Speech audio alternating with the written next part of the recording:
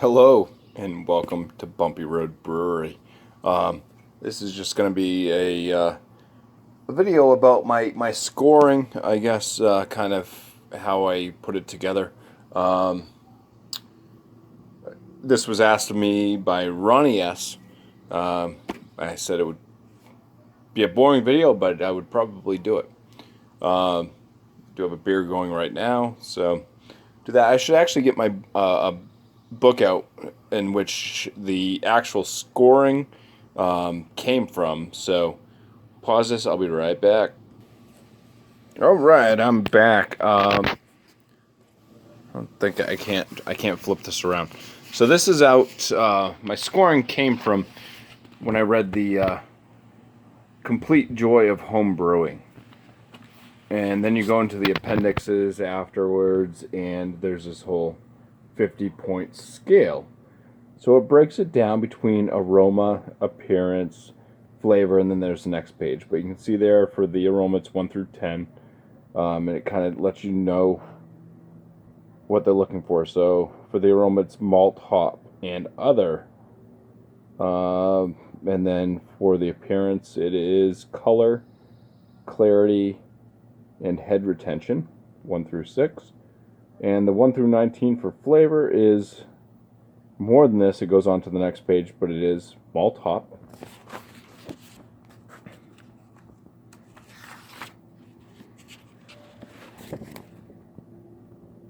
balance, and these are the scores, by the way, of each of those. Carbonation, conditioning type stuff, and then your aftertaste of it. Then it has the body, 1 through 5, and drinkability and overall impression, 1 through 10. So that's where the whole 50-point bumpy inspection came from. As you can see, it breaks it down between categories of appearance, aroma, flavor, balance, and overall impression. And it's a good scale to use because you can have a beer that meets certain criteria, but maybe it just didn't hit the flavors, or maybe it didn't have the aromas and stuff that you would really want out of it. So it's a good way to still give a beer that you're putting a score to something that's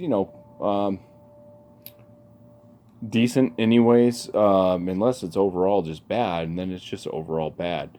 The other thing that I added into my whole bumpy 50-point inspection, because this was pretty much, as you can see, it came out of the Complete Joy of Homebrewing book. It's pretty much for folks that are putting in their beers to be judged at a homebrew type deal. So a lot of it's just how close is it to the classic styles of a certain beer is kind of where it would be judged at. So what I had to do was not only think about like the style of beer that it is, I also had to think about other beers within that style that I've had from professional breweries as well, and just kind of keep that in mind. I try to. My mind's getting kind of old and fogged up right now, but yeah, so I try to keep it off a memory base of what else have I had in this style, and how close to the style.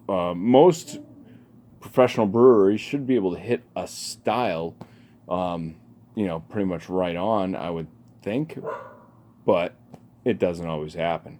So that's my whole way that I break it down. So sometimes the largest scoring actually comes with my overall impression, because it's how I feel the beer is matched up to style, plus matched up to other brews within that style that I've had, and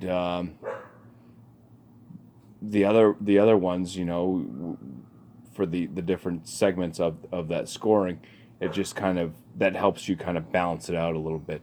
So it's nice to just break it down. So I'm not just like saying, oh, I think this beer is like a 4.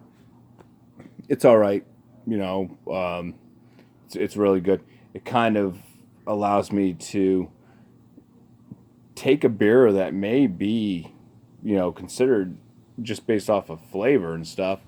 Maybe it's a complete 50. It's 100 or a 5 out of 5, whatever scoring system folks are using, and it allows me to actually say, well, you know what, it didn't reach the clarity. You know, if a beer doesn't say that it's unfiltered, or if it's not supposed to be hazy, if in that style it should be clear. Like if it's an adjunct lager, that thing should be crystal clear. Now, if they state that it's unfiltered and or if they say it's a hazy adjunct lager, I mean, if it's not stated, then I'm gonna ding it. If it's stated, then it better be what they're stating that it is as well. So that's the whole BuMpY 50-point inspection in a nutshell. So cheers, guys. And thank you for watching. And cheers, Ronnie S., to all your awesome questions you've been asking me recently.